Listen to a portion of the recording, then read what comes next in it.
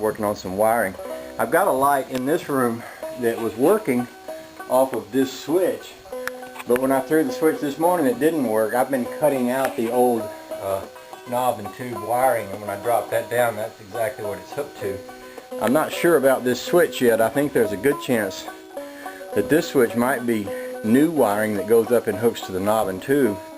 At any point, if I have to do much work to replace this, there's no real reason to, because to be honest with you, that's not a very good place for a light switch. You come in through the door, and what you always do when you come through the door is your hand goes right here, because that's where you expect the light switch to be. You don't expect it to be way over there. So rather than spending much time messing with that, I figured if it worked, I'd leave it alone. Since it doesn't work, I think what I'll do is mount the light switch right here. And what I'll do is I'll walk through the door and I'll stick my hand over here, and wherever my hand lands, that's where I will put it. Run the wire right up through here, right over to there, run the other end. Well, I've got plenty of power up in here. When I was a young fella, I used to drive out of Doraville, Georgia, and they had an intersection down there they call Spaghetti Junction, because when you saw it from over in the air, it looked like a bowl of spaghetti. All the big highways going this way and that.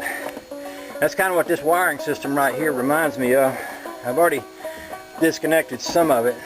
This wire here was wired into the mesh from the outside, and basically what I've determined is that I do have one good hot wire source right here that comes from down in the house, which I will use to, I'm going to take this out of this box.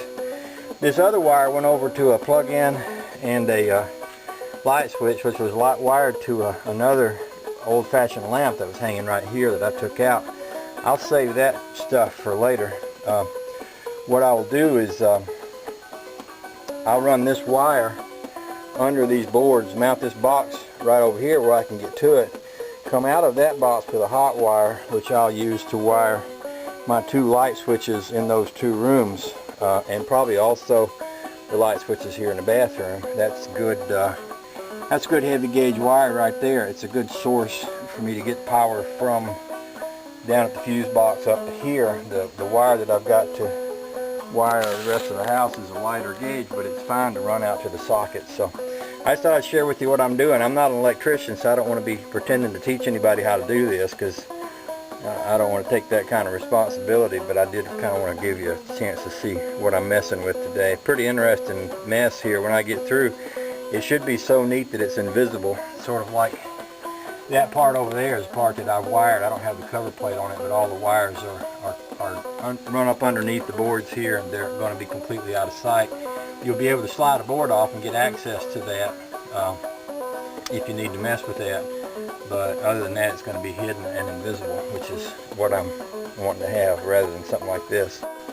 Okay, let me show you what I did up here in the attic. You might have remembered that I was working on sort of spiderweb junction with all those wires a while ago. Well, I spent better part of the day up in the attic getting that straightened out, and I'm liking it pretty good right now. When I come up here, I've got a switch right here that I can throw, and then it gives me lights all the way from one end of the attic to the other. This wire here is just a plugged-in wire with a little light switch, and it kind of gives me a little extra light back here. It's just something that was already here, and I couldn't think of any reason to move it. You might remember those big spider webs. Well, basically I took them all and brought them all into this box, out of this box, and into this other little box that's all closed up. There's still a lot of wires here, but they're pretty well hidden between the joists. Once I get boards on top of this and sheetrock under it and get this all packed full of insulation, most of the stuff you won't know is here. It might not be the absolute neatest wiring in the world, but very functional, and I'm wicked pleased to have this space beginning to turn into a useful space. I can see us storing Christmas stuff up here, and who knows what all else. So I thought I'd share that. Y'all have a nice day.